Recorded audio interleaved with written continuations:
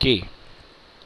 तो बच्चों आज हम स्टार्ट कर रहे हैं, अपना नया चैप्टर है। पुराना अभी तक 3 चैप्टर हम फिनिश कर चुके हैं, जिसमें पहला था electrostatics field and charge. First chapter जो हमने पढ़ा वो था इलेक्ट्रोस्टैटिक फील्ड एंड चार्ज, ठीक है। उसमें हमने चार्ज के रेस्ट मोड के बारे में पढ़ा। दूसरे चैप्टर में हमने पढ़ा इलेक्ट्रोस्टैटिक पोटेंशियल एंड कैपेसिटेंस, जिसमें हमने चार्ज को स्टोर करने के तरीके के बारे में पढ़ा कि चार्ज स्टोर कैसे होता है और रुके हुए चार्ज का स्टोर्ड चार्ज का क्या इफेक्ट होता है, कैपेसिटर एंड पोटेंशियल। तीसरे में हमने पढ़ी बच्चों करंट इलेक्ट्रिसिटी, मतलब जब इलेक्ट्रॉन फ्लो होता है किसी कंडक्टर से तो उससे क्या बनती है, करंट बनती है। और वो करंट किन किन चीज़ों पर डिपेंड करती है, करंट की वैल्यू क्या होती है। फिर हमने बहुत शानदार इंस्ट्रूमेंट पढ़े, जिसमें पोटेंशियोमीटर पढ़ा, मीटर ब्रिज पढ़ा, किरचॉफ्स लॉ पढ़ा और बहुत सारी चीज़ें हमने कर ली। अब बच्चों अगला चैप्टर इसका आ रहा है, बहुत ही अच्छा चैप्टर है। बहुत डिफ़िकल्ट इसलिए है क्योंकि ये चैप्टर जो है सारे जितने हम पढ़ते जा रहे हैं, फिजिक्स की विशेषता है अपनी कि जो पीछे का आप पढ़ते जाओगे उसी से रिलेटेड आपके आगे के चैप्टर मिलेंगे। तो अब आइए इस चैप्टर को स्टार्ट कर रहे हैं। कॉपी में हेडिंग डालिए बच्चों, magnetic effect of current. Magnetic effect of current, chapter का नाम है magnetic effect of current.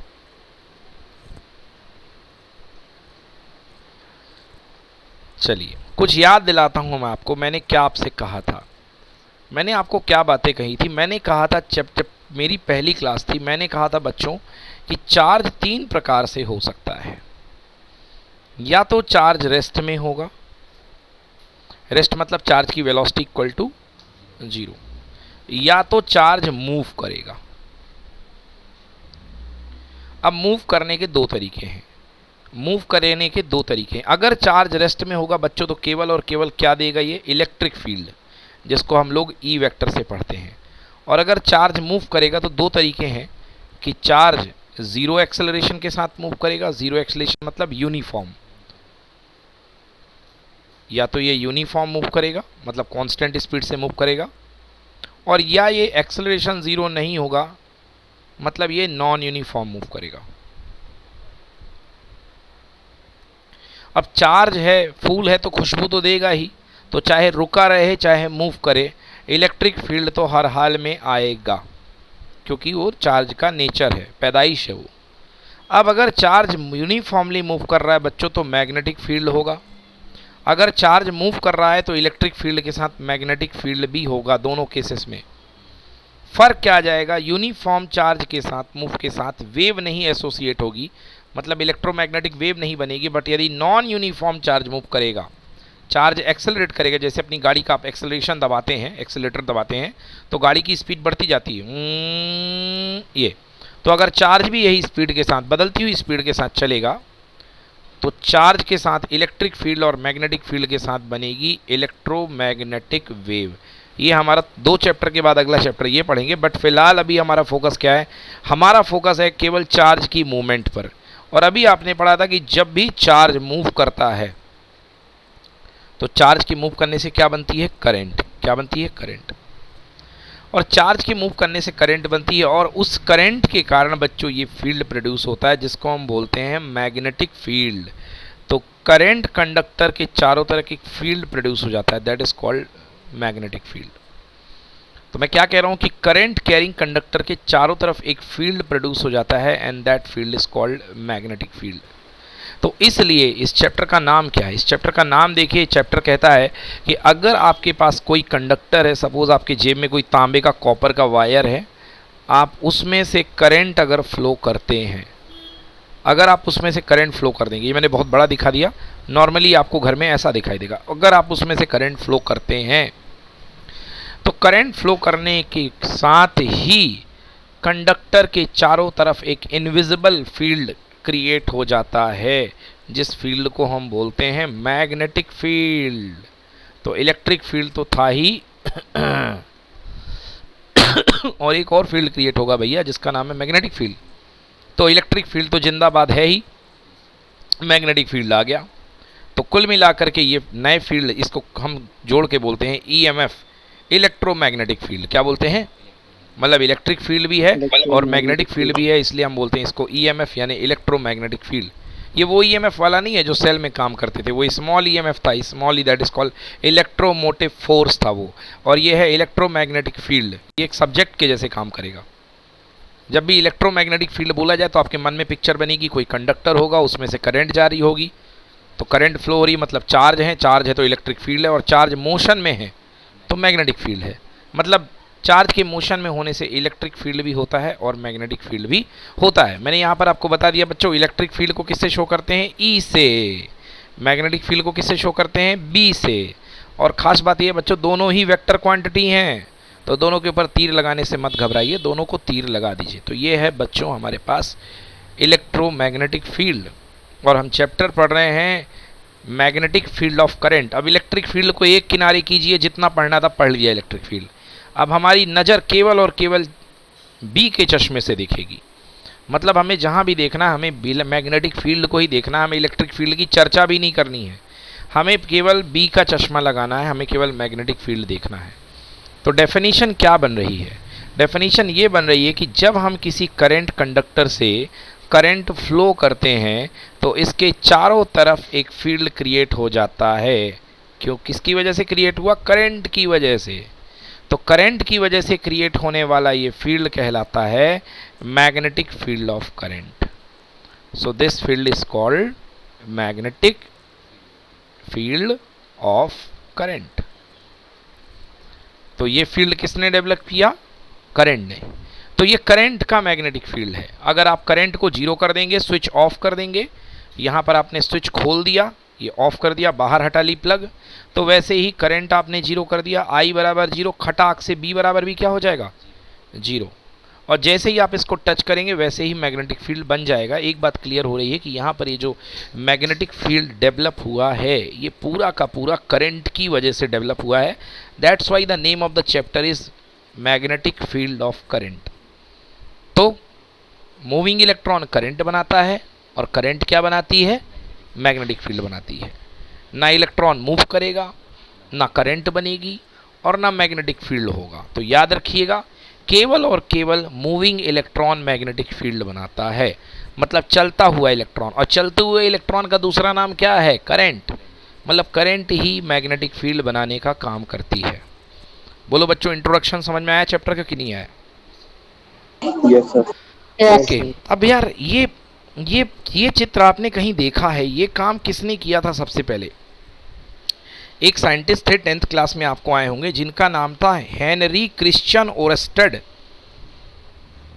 Henry Christian Oersted, ये जो साहब थे, इन्होंने पहली बार क्या किया था, आपने देखा होगा 10th क्लास का वो एक्सपेरिमेंट। उन्होंने एक टैपिंग बोर्ड लिया, टैपिंग बोर्ड में उन्होंने क्या डाला, एक तार फंसाई यहाँ से, है ना, और इसके बाद इन्होंने क्या किया, यहाँ पे लोहे की पार्टिकल डाल दिए बहुत सारे, और बैटरी कनेक्ट कर दी, है ना, बैटरी कनेक्ट कर दी, ये प्लस और ये माइनस, और ये चटकनी की को बोलता हूँ, चटकनी स्विच को, है, ये स्विच है। अब जैसे ही इसको प्रेस किया तो स्विच ऑन हो गया, करंट जाने लग गई प्लस से लेके माइनस, और ये जो लोहे की फिलिंग्स थी इसको मैं टक टक टक टक टक टक करता गया तो ये अरेंज हो गई। जय, तुमको तो मैंने वीडियो दिखाया ना इसका बेटा क्लास में? Yes sir. हाँ, तो ये अरेंज हो गई गोले गोले गोले गोले फॉर्म में। और इन फॉर्म्स को, ये जिस रास्ते में अरेंज हो रही हैं, ये क्या है, ये है फील्ड लाइंस। जिस रास्ते में आप चलोगे वो है फील्ड लाइंस। ये फील्ड लाइंस है जो आपको गोल गोल दिख रही हैं। और इन फील्ड लाइंस का शेप क्या कहलाता है, कंसेंट्रिक सर्किल। कंसेंट्रिक सर्कल कहलाता है। तो पहली बार ओरस्टेड को ये आइडिया आया कि अरे वाह, मैं करंट देता हूँ और बदले में मैग्नेट निकाल रहा हूँ। ओरस्टेड ने आइडिया लगाया कि मैं करंट दे रहा हूँ, मतलब इलेक्ट्रिक सप्लाई दे रहा हूँ, मैं इलेक्ट्रिसिटी दे रहा हूँ, और मैं बदले में मैग्नेटिज्म क्रिएट कर रहा हूँ। हाउ? तो मैं इलेक्ट्रिसिटी दे रहा हूँ और बदले में मैं क्या क्रिएट कर रहा हूँ, मैग्नेटिज्म क्रिएट कर रहा हूँ। मतलब मैं करंट दे करके क्या बना रहा हूँ, मैग्नेट बना रहा हूँ, चुंबक बना रहा हूँ, मैग्नेट बना रहा हूँ। मतलब करंट का यूज़ करके मैग्नेट मैं बना रहा हूँ, चुंबक बना रहा हूँ। ठीक ना, मतलब बिजली से चुंबक। तो बाद के साइंटिस्टों ने सोचा कि क्या हम चुंबक से बिजली नहीं बना सकते हैं? जब करंट से बिजली बनाई जा सकती है तो क्या जब करंट से मैग्नेट बनाया जा सकता है तो क्या मतलब मैग्नेट का मतलब मैग्नेटिक पावर। अब मैग्नेट का मतलब एग्जैक्ट मैग्नेट नहीं कह सकते, उसको मैग्नेटिक पावर कह लो, मैग्नेटिक फील्ड कह लो। तो लोगों ने सोचा कि अगर हम करंट का यूज़ करके मैग्नेटिक फील्ड बना सकते हैं तो क्या हम मैग्नेटिक फील्ड का इस्तेमाल करके करंट नहीं बना सकते हैं? कमाल हो जाएगा अगर मैग्नेटिक फील्ड का इस्तेमाल करके करंट बना ली जाए तो, ठीक ना। इस पर वहाँ के साइंटिस्टों ने सोचना शुरू किया, बहुत मेहनत करी, और बाद में एक साइंटिस्ट इस रिजल्ट को लेकर के आते हैं, माइकल फैराडे। माइकल फैराडे ने मैग्नेट का इस्तेमाल करके क्या बना दी? करंट बना दी। तो माइकल फैराडे ने मैग्नेट का इस्तेमाल करके करंट बना दी, बिल्कुल सही है। माइकल फैराडे ने इसका उल्टा कर दिया, उन्होंने मैग्नेट का इस्तेमाल किया और करंट निकाल दिया। उन्होंने सोचना शुरू किया कि जब ओरस्टेड करंट का यूज़ करके मैग्नेट बना सकता है तो क्या मैं मैग्नेट का यूज़ करके करंट नहीं बना सकता हूँ? समझ गए ना। तो हुआ क्या बाद में जाकर के ये हुआ कि करंट से बनता है मैग्नेट और मैग्नेट से बनता है करंट। ये काम, पहला वाला काम कर गए ओरस्टेड, और दूसरा वाला काम क्या कर गए? कौन कर गए भाई? फैराडे कर गए।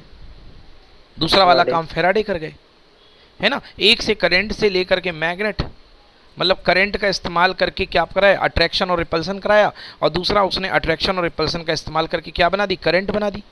अब आप थोड़ा फीलिंग लाने की कोशिश करो तो पहला सिद्धांत जो करंट को मैग्नेटिक पावर में बदलता है वो कहलाता है मोटर, और दूसरा सिद्धांत जो मैग्नेट का इस्तेमाल करते हुए करंट को बनाता है उसको बोलते हैं जनरेटर। हाँ, जनरेटर एक करंट का इस्तेमाल करके मैग्नेटिज्म पावर डेवलप करता है, तो वहाँ पर मोटर की कंसेप्ट आती है। क्योंकि जब आप बिजली की मोटर लगाते हैं घर में पानी भरने के लिए तो बिजली देते हैं और बदले में उससे पानी खिंचवाते हैं। और दूसरा जनरेटर जिसमें आप डीजल भरते हैं, उससे मेहनत करवाते हैं और बदले से इलेक्ट्रिसिटी लेते हैं। डीजल वाला जनरेटर देखा ना, शादियों में पीछे लेते हैं, मामू लेके धक्का देता रहता है। हाँ, स्कूलों में भी लगा रहता है आजकल, हाँ सब जगह लगा रहता है। इन्वर्टर आ गया मगर अभी भी जनरेटर थोड़ा बहुत होता है। तो यार ये देखो क्या हो रहा है यार, ज़बरदस्त दोस्ती है करंट और मैग्नेटिज्म के बीच में। मतलब करंट से मैग्नेट बनेगा, मैग्नेट से करंट बनेगा, ये एक साइकिल है, ये चक्कर चलता रहेगा। करंट से मैग्नेट बनता है और मैग्नेट से करंट। तो करंट और मैग्नेट की इस दोस्ती को, कि करंट से मैग्नेट बनेगी और मैग्नेट से करंट बनेगी, और आप देखिए कि जब करंट से मैग्नेट बनती है और मैग्नेट से करंट बनती है तो ऊपर डायग्राम देखो, ये डायग्राम देखो, करंट जब फ्लो करे हो तो मैग्नेटिज्म चारों तरफ आजू बाजू बना है कि नहीं बना? कोई फिजिकल कांटेक्ट नहीं है। और जब कोई फिर से बताओ ना, ये मैग्नेट टू करंट कैसे बनता है? अभी तो आया ही नहीं है टॉपिक में, मैग्नेट से करंट कैसे बनेगा। बस ये जान लो कि मैग्नेट से करंट बनता है, वो तो आएगा, अभी बाद में आएगा, अभी बहुत देर बाद आएगा। बस इतना जान लो कि करंट से मैग्नेट बनाने का काम किसने किया? ओरस्टेड ने। और मैग्नेट से करंट बनाने का काम किया किसने? माइकल फैराडे ने। तो ये बहुत अच्छी बात पता चल गई लोगों को कि करंट से मैग्नेट और मैग्नेट से करंट बनता है। ठीक है, तो करंट और मैग्नेट के बीच की इस रिश्तेदारी को नाम दिया गया बच्चों इलेक्ट्रोमैग्नेटिक इंडक्शन। क्या नाम दिया गया? इलेक्ट्रोमैग्नेटिक इंडक्शन, जी हाँ। तो ये हमारा एक चैप्टर आएगा आपका, इलेक्ट्रोमैग्नेटिक इंडक्शन। तो आने वाले कुछ चैप्टर में बस हमें यही सीखना है कि कैसे करंट से मैग्नेटिक पावर बनती है, फिर कैसे मैग्नेटिक पावर से करंट बनती है। और करंट और मैग्नेट के बीच में बहुत गहरी रिश्तेदारी है बच्चों, और इस पूरी रिश्तेदारी का नाम है इलेक्ट्रोमैग्नेटिक इंडक्शन। ठीक है ना। अब डिटेल में पढ़ना शुरू करते हैं। अब चैप्टर की यहाँ से कर रहे हैं भैया स्टार्ट। ये देखिए, ये देखो भाई क्या हो रहा है, क्या हो रहा है। देखो ये सामने आपके कुछ बना हुआ है बच्चे, ये मैग्नेट है। इस मैग्नेट को बोलते हैं बार मैग्नेट। ये नॉर्थ पोल है मैग्नेट का, और ये साउथ पोल दिख रहा है मैग्नेट का। ये नॉर्थ पोल है, ये साउथ पोल है। ठीक है, ये नॉर्थ पोल है और ये साउथ पोल है, ये मैग्नेट का है। और ये जो अदृश्य लाइनें जा रही हैं, भाले जा रहे हैं बेटा, ये अदृश्य लाइनें, इनको बोलते हैं मैग्नेटिक लाइन्स ऑफ फोर्स। क्या बोलते हैं? ये जो आपको अदृश्य लाइनें दिख रही ना, इनविजिबल लाइन्स, इनको हम क्या बोलते हैं? Magnetic lines of forces. तो ये जो अदृश्य इनविजिबल एरोज दिख रहे हैं, these are called magnetic lines of forces. Magnetic lines of forces. ये क्यों है, ये क्यों है भाई, क्यों है? ये इसलिए हैं जो बताती हैं कि बीच में मैग्नेटिक फील्ड है, बीच में मैग्नेटिक फील्ड है। बचपन में जब आपसे पहली बार बोला गया कि सूर्य का डायग्राम बनाओ, तो आपने सूर्य का डायग्राम बनाया। सूर्य तो गोला है, अब उससे निकलती हुई किरण दिखाते हो कि नहीं दिखाते हो? एक्चुअली में क्या सूर्य से कोई भाले फेंकता क्या? सूर्य अपन को भाला थोड़ा ना मार के फेंकता है कि ये भाला आया गल गया, ये दूसरा भाला आया, ऐसा तो कुछ आता नहीं है सूर्य से। मगर वहाँ पर प्रेजेंस के लिए हम बताते हैं कि सूर्य का किरण निकल रही है। किरण भी एक तरीके का क्या है? प्रेजेंस ऑफ एनर्जी है। What is Kiran? Presence of energy, presence of energy. तो इसीलिए जब मैं नॉर्थ पोल बनाता हूँ और मैं साउथ पोल बनाता हूँ, तो मैं बताता हूँ कि यहाँ से कुछ निकल रहा है, कुछ एनर्जी प्रेजेंट है। उस एनर्जी को दिखाने के लिए जिस मैं अदृश्य लाइनों का यूज़ करता हूँ, जिन मैं लाइंस का यूज़ करता हूँ, उनको मैं बोलता हूँ magnetic lines of force, magnetic lines of forces. बोलो समझ में आया नहीं आया? Yes sir. हाँ, मतलब हमें जानबूझ करके फिजिक्स में कुछ चीज़ें अपनी मदद के लिए लेनी पड़ती हैं और उनसे मदद लेते हैं कि हम उन चीज़ों को एक्सप्लेन कर सकें। एक्चुअली ये नहीं होती हैं, मगर इनके बिना आप नहीं पढ़ पाओगे।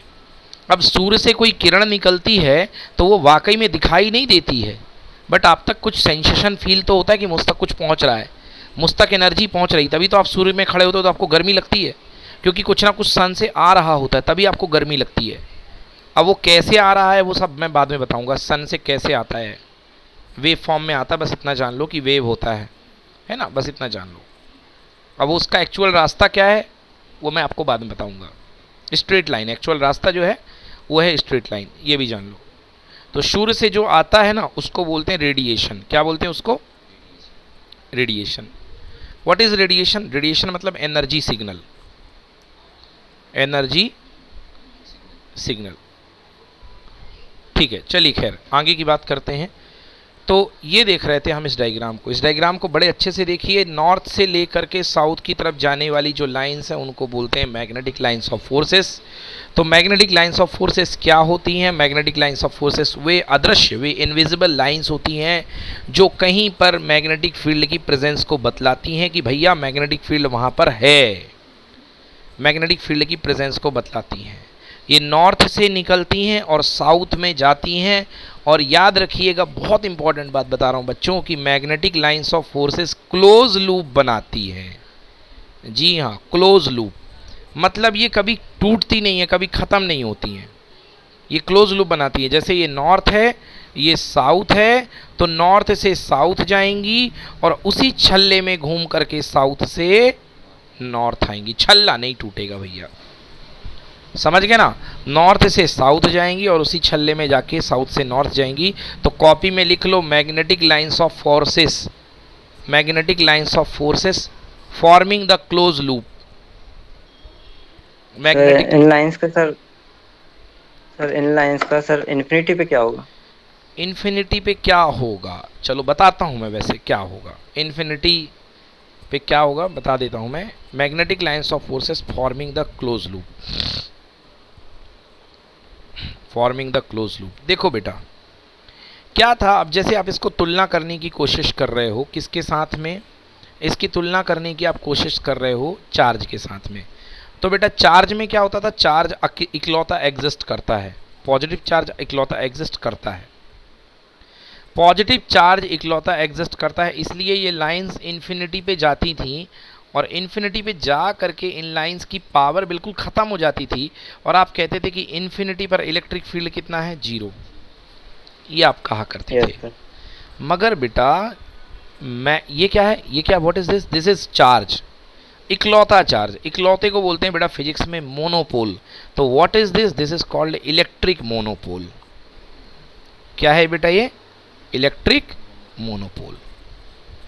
अब मैं बात कर रहा हूं मैग्नेटिक मोनोपोल की। देखो बेटा एक सिक्के का दो पहलू है, एक नॉर्थ होता है और अगर सामने वाला नॉर्थ है तो पीछे वाला पक्का क्या दिखेगा? साउथ दिखेगा। आप एक मैग्नेट ले आओ, एक मैग्नेट को आप चकनाचूर कर दो, तोड़ दो, फोड़ दो, उसको इतने पीस दो कि मत पूछो कितना पीस दो। उसको पीसने के बाद भी ना बेटा जब आप देखोगे तो उसका एक पार्ट होगा नॉर्थ और एक पार्ट होगा south.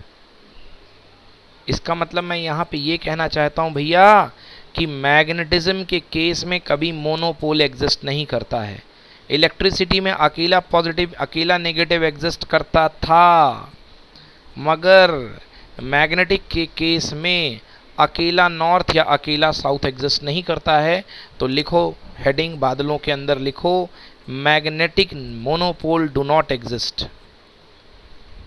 Magnetic sir atomic monopole, size में भी? अरे कहीं भी संसार में कहीं चले जाओ, magnetic monopole do not exist, do not exist. Magnetic monopole कहीं एग्जिस्ट नहीं करेगा। मैग्नेटिक मोनोपोल कभी एग्जिस्ट नहीं करेगा, क्योंकि नॉर्थ है तो साउथ है, नॉर्थ है तो साउथ है। जो नॉर्थ है, अगर आगे की तरफ नॉर्थ है तो पीछे की तरफ साउथ है। लाइंस निकलेंगी और जा करके यहाँ पे क्लोज हो जाएंगी और घूमते रहेंगी ये। तो इसलिए कैसी लाइंस बनाती हैं, क्लोज लूप बनाती हैं। अभी बच्चों बहुत डिटेल बाकी है, मैग्नेट को हमको बहुत ज़्यादा पढ़ना है हमारे सिलेबस में। चलिए आराम से स्टार्ट करते हैं। तो ये तो था चैप्टर का introduction, magnetic effect of current का मीनिंग। ये वो चैप्टर है जो करंट की वजह से मैग्नेटिक इफेक्ट के जन्म को समझाएगा कि when there is a flow of electric current in a wire, okay, there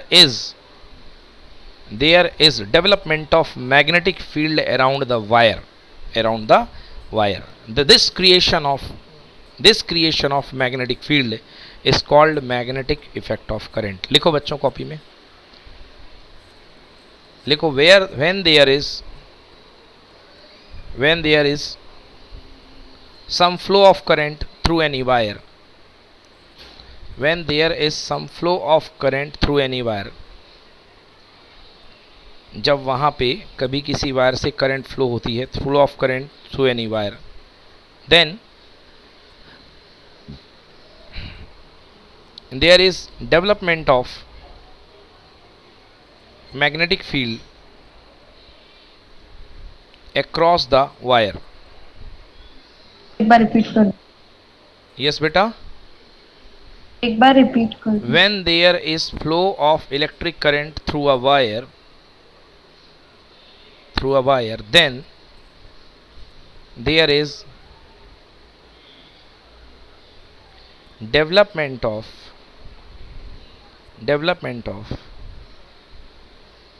magnetic field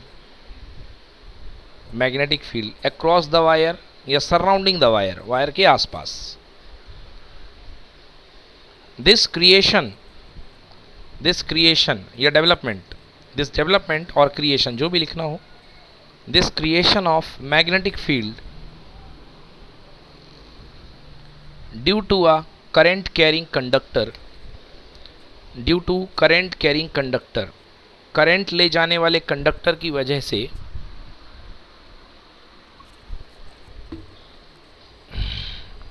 magnetic field का पैदा होना, this creation of magnetic field due to current carrying conductor is called magnetic effect of electric current।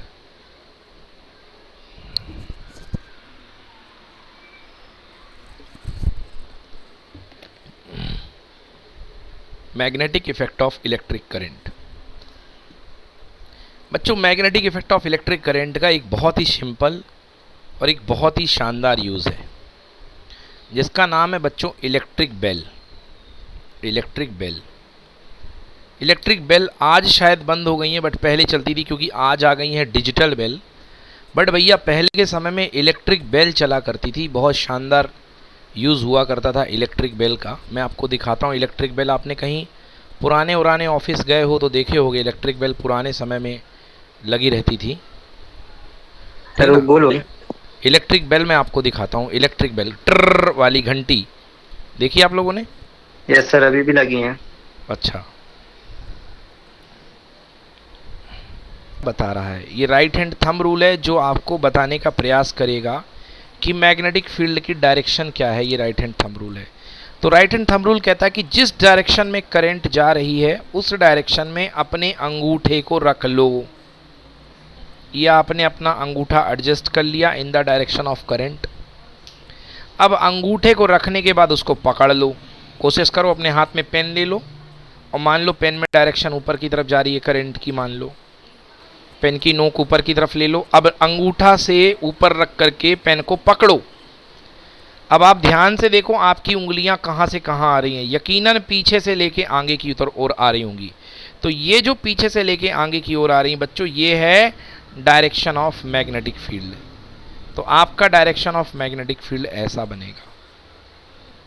बोलो समझ में आया कि नहीं आया?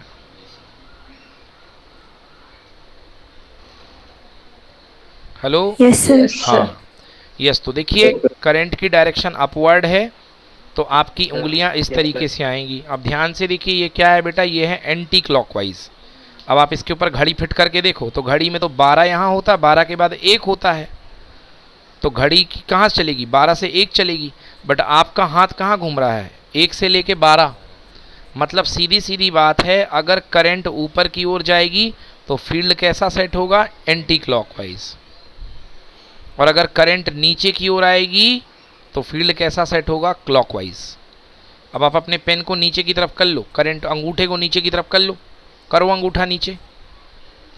अब आप करो अंगूठा नीचे तो आपकी उंगलियां ऐसे मुड़ेंगी अंदर की तरफ, ये उल्टा बना दिया, ऐसे बनेगी क्लॉकवाइज। अंगूठा नीचे करो, थम्स अप को थम्स डाउन कर दो। हाँ देखो अपनी उंगलियां कैसे मुड़ रही हैं, क्लॉकवाइज, घड़ी जैसे मुड़ रही ना। हाँ घड़ी के जैसे मुड़ रही ना, 12 के बाद 1 बजता है जैसे। हाँ यस, बिल्कुल सही। तो ये कहलाता है बच्चों राइट हैंड थंब रूल। इस रूल को बोलते हैं right hand thumb rule. Later on इसकी हम स्टडी भी करेंगे। तो ये रूल जो कहलाता है बेटा, इसको हम बोलते हैं राइट हैंड थंब रूल। ये रूल जो कहलाता है इसको हम बोलते हैं राइट हैंड थंब रूल। ठीक है भाई?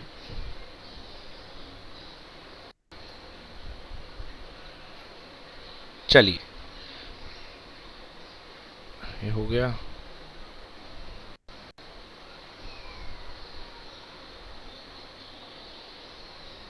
ओके चलिए, मैग्नेटिक इफेक्ट ऑफ करंट पढ़िए Harshika. Magnetic effect of current, an electric current. An electric current, that is flow of electric charge, produces magnetic effect in the space around the conductor called strength of magnetic field or simply magnetic field. Exactly अगर कोई electric current आप किसी conductor से flow करते हैं तो उसके conductor के नियर बाई स्पेस में एक अदृश्य ताकत डेवलप हो जाती है, that is called magnetic field. और उस अदृश्य फील्ड की ताकत को, मैग्नेटिक फील्ड की ताकत अगर आप नाप सकें तो आप क्या बोलेंगे, स्ट्रेंथ ऑफ मैग्नेटिक फील्ड। नापने का तरीका है, अभी नापना भी सिखाएंगे। और बोलोगे सर ये नापते किस में है, किलो में नापते हैं, लीटर में नापते हैं, न्यूटन में नापते हैं? नहीं बेटा, इसको नापते हैं टेस्ला में। आपने सुना होगा टेस्ला कार, ठीक है ना, भारत का आने वाले समय में वही चलेंगी। तो ये है टेस्ला, एक साइंटिस्ट थे फिजिक्स, निकोला टेस्ला, ठीक ना, उनके नाम के आगे रखा गया। तो मैग्नेटिक फील्ड की स्ट्रेंथ को किस में नापते हो बच्चों? भाई मैग्नेटिक फील्ड को थोड़ी ना नाप सकते हो, मैग्नेटिक फील्ड की स्ट्रेंथ को नापेंगे, ठीक है ना। तुम्हारी हम ताकत को नहीं नाप सकते, हम तुम्हारे घूंसे के दम को नाप सकते हैं कि तुम्हारा घूंसा कितनी तेज का है। समझ गए ना? ताकत तो एक फीलिंग है कि वो बहुत ताकतवर है। What is this? This is feeling. कोई कितना भी ताकतवर होगा, मैं क्या नापूंगा उसका? मैं वेट लिफ्टिंग करवाऊंगा, बता अपना, चल बता वजन, बोले वो ताकतवर है तो क्या करोगे, कर भाई वेट लिफ्टिंग। तो ऐसे ही मैग्नेटिक फील्ड को नहीं नाप सकते हो, मैग्नेटिक फील्ड की दम को नापोगे, that is called magnetic field intensity या मैग्नेटिक फील्ड स्ट्रेंथ। उसको किस में नापते हैं? वेबर में, सॉरी टेस्ला में। ऐसे हम इलेक्ट्रिक फील्ड को नहीं नापते थे। इलेक्ट्रिक फील्ड तो फील्ड है भाई, इलेक्ट्रिक फील्ड तो एरिया है, समझ गए ना। इलेक्ट्रिक चार्ज की गुंडागर्दी का एरिया है इलेक्ट्रिक फील्ड। तो गुंडागर्दी तो एक फीलिंग है ना, कि बड़ी उसकी दादागिरी है। नापना है तो क्या नापोगे? चल बता अपना पोटेंशियल, चल बता अपनी इलेक्ट्रिक स्ट्रेंथ कितनी है, चल बता अपनी फील्ड स्ट्रेंथ। तो हम फील्ड स्ट्रेंथ को नापेंगे, that is called magnetic field strength. तो बच्चों लिख लो, मैग्नेटिक फील्ड स्ट्रेंथ बी से डिनोट करते हैं, और इसको किस में नापते हैं? टेस्ला में। तो मैग्नेटिक फील्ड स्ट्रेंथ को किससे डिनोट करते हैं? बी से, और इसको नापेंगे टेस्ला में। समझ में आया? Yes, sir. हाँ। तो मैग्नेटिक फील्ड स्ट्रेंथ। एग्जाम्पल के लिए ऐसे समझो, तुम्हारे घर में मिठाई बनी, रसगुल्ला बना, और जैसे रसगुल्ला बना तो पूरा माहौल गमगमा गया, बाहर के कमरे तक चली गई खुशबू। कोई अच्छी मिठाई बनी तो बाहर के कमरे तक, इलायची का हलवा बना, बाहर के कमरे तक चली गई खुशबू। तो ये तो है सोर्स, और जहाँ तक खुशबू गई वहाँ तक क्या है आपका फील्ड। तो ये मान लो ये हो गया मैग्नेटिक फील्ड। अब नापोगे, यहाँ पर खुशबू कम होगी, यहाँ और ज़्यादा, यहाँ और ज़्यादा, यहाँ और ज़्यादा, यहाँ सबसे ज़्यादा। कढ़ाई में नाक रगड़ लो, पता चल जाएगी, है ना, खुशबू बहुत तेज़ है वहाँ पर। तो वो क्या है, खुशबू की एक स्ट्रेंथ है, that is called magnetic field strength. तो हम क्या नाप सकते हैं, हम मैग्नेटिक फील्ड की स्ट्रेंथ को नापेंगे, अभी देखेंगे कैसे नापते हैं। चलिए, अब पहला है ओरस्टेड एक्सपेरिमेंट। भैया बहुत जाना माना एक्सपेरिमेंट है, आप लोगों ने खूब पढ़ा है। ओरस्टेड एक्सपेरिमेंट क्या था? ओरस्टेड ने ये जो एक्सपेरिमेंट किया, अब इसको देखिए, इस एक्सपेरिमेंट को, ओरस्टेड का जो एक्सपेरिमेंट था इसको देखिए आप लोग। इसको एनिमेशन के थ्रू दिखाते हैं, क्लियर करते हैं। हाँ, ओरस्टेड का एक्सपेरिमेंट ये देखिए। ओरस्टेड साहब ने क्या किया बच्चों, एक बैटरी ले ली, एक बैटरी लेकर के एक रेजिस्टेंस, ये रिहोस्टेट कनेक्ट कर दिया। फिर पूछोगे रिहोस्टेट क्यों सर जी? अरे भैया बैटरी 50 वोल्ट की लगाई है, मगर आपकी जो निडल है, निडल इतना कम, निडल बेचारी जो है झटका सह पाएगी 3 वोल्ट का। अब 50 वोल्ट का झटका निडल को मारोगे तो निडल फिक जाएगी टूट करके। तो आपको क्या है, 50 वोल्ट लगाए हो, मगर आपको देना कितना है, 3 वोल्ट। तो 3 वोल्ट को कंट्रोल करने के लिए बाकी का वोल्टेज आपको रोक के रखना पड़ेगा, इसके लिए रिहोस्टेट लगाते हैं। ठीक आपके घर में ही ऐसा होता है, आप जो सप्लाई लेते हो मोबाइल की, उससे इलेक्ट्रिसिटी सप्लाई जो आती है आपके यहाँ, वो कितने की होती है, 220 वोल्ट। बट क्या मोबाइल 220 वोल्ट में चार्ज होता है? हाँ, डांस करने लगेगा मोबाइल को अगर आप 220 वोल्ट में चार्ज कर दोगे ना, उचट जाएगा मोबाइल, मतलब ख़राब हो जाएगा, बहुत ज़्यादा वोल्टेज होता है। तो कितना चाहिए आपको उसके लिए, 3.5 वोल्ट, तो उतना ही तो चाहिए। तो उसके लिए आपने रिहोस्टेट लगा दिया। तो इसको देख के परेशान मत होना कि सर 10th क्लास में तो लगाया नहीं था, और ये लगा दी की। अब जैसे ही आपने स्विच ऑन किया भैया, ये देखो करंट गई और ये की मुड़ गई, मुड़ गया। मतलब यहाँ पर करंट के आने से उसके ऊपर जो निडल होगी, लास्ट ईयर तक क्या बनाते थे, आयरन की फिलिंग्स लगते थे। अब आप निडल रखोगे तो निडल एक तरफ मुड़ जाएगी, निडल एक तरफ मुड़ जाएगी। यस, हाँ, तो पढ़ो भाई हर्षिता, पढ़ो हंशिका। When current was allowed to flow through a wire placed parallel to the axis of a magnetic needle kept directly below the wire, the needle was found to deflect from its normal position. हाँ, needle इसके normal position से deflect हो जाएगी। ठीक है, अब देखिए दूसरा कार्यक्रम। बेटा अभी देखो नीचे भी प्लस वाला डंडा, ऊपर माइनस वाला डंडा, मतलब बैटरी प्लस है, नीचे प्लस है और माइनस ऊपर है। अब एक जनरल नॉलेज का क्वेश्चन बताओ जय, अगर मैं बैटरी पलट दिया, ये देख बेटा, ऊपर इस बार प्लस ले आया हूँ, नीचे माइनस ले आया हूँ, अब सर्किट कनेक्ट करूँगा, बताओ अब बेटा अब क्या होगा? अब सर्किट ऑन करूँगा, बताओ अब क्या होगा? कुछ चेंज आएगा कि नहीं चेंज आएगा? नॉर्थ वाला नीचे पहुंच जाएगा ना? नहीं, नॉर्थ वाला तो अभी वैसे का वैसे ही लगा है, देखो ना डायग्राम, नॉर्थ वाला ऊपर है, बिल्कुल वैसे का वैसे ही डायग्राम है। अब आपको बताना है कि क्या होगा, बताओ भाई जय। सर नॉर्थ डाउन की तरफ हो जाएगा। हाँ, अरे डाउन मत बोलो भाई, ये बोलो सर राइट साइड में खसकेगा। पिछले बार लेफ्ट में स्विच मारा था, इस बार कहाँ मारेगा स्विच? राइट में। हाँ, राइट में जाएगा। ये देखो, ये जैसे करा तो ये राइट में चला गया। अब मेरे कुछ सवालों का जवाब दो, क्या करंट की डायरेक्शन चेंज हुई? Yes sir. कौन बोल रहा? नहीं नहीं बोले कि हुई? अच्छा हुई बोले, ओके ओके ओके। चलो, तो भैया पहले बैटरी की डायरेक्शन बदली तो करंट की डायरेक्शन बदली। क्या करंट की डायरेक्शन बदलने से फील्ड की डायरेक्शन बदली? बिल्कुल सही। मतलब मैग्नेटिक फील्ड का रहस्य समझ लो कि अगर आप करंट की डायरेक्शन बदल दोगे तो फील्ड की डायरेक्शन भी बदल जाएगी। अभी पीछे वाले डायग्राम में भी यही किया था, जब तक करंट का अंगूठा ऊपर था तब तक डायरेक्शन क्या थी? एंटी क्लॉकवाइज, और जैसे हाथ का डंडा नीचे कर दिया डायरेक्शन क्या हो गई थी, क्लॉकवाइज। तो करंट की डायरेक्शन बदलने से फील्ड की मतलब डायरेक्शन जो अपन ने जब अपोजिट किया तो वो नॉर्थ जो ऊपर था वो नीचे आ जाएगा ना? ना ना ना ना, देखो देखो देखो देखो, दो अलग अलग बातें हैं। ऐसा तुम इसको तुम ऐसे नहीं समझो। अगर तुमने ऐसे कर दिया, मतलब आप कह रहे हो कि यदि हमने करंट की डायरेक्शन चेंज कर दी तो नॉर्थ ऊपर हो जाएगा, साउथ नीचे हो जाएगा। एक सेकंड रुको, इसको मोर क्लियर करते हैं। हाँ, ये कह सकते हो, बिल्कुल सही है, हाँ कह लो, कोई दिक्कत नहीं है। वही अगर ना आप, सर, वही। हाँ वही है कि मतलब जो डायरेक्शन पोलैरिटी है वो जस्ट अपोजिट हो जाएगी, है ना। मगर रोहित, अब यहाँ पर रोहित बोल रहा हूँ, आर्यन, बट यहाँ पर निडल के केस में ये चीज़ ऐसे मत समझो। वो जो तुम पिछले वाले केस में समझ रहे हो ना, वो करंट के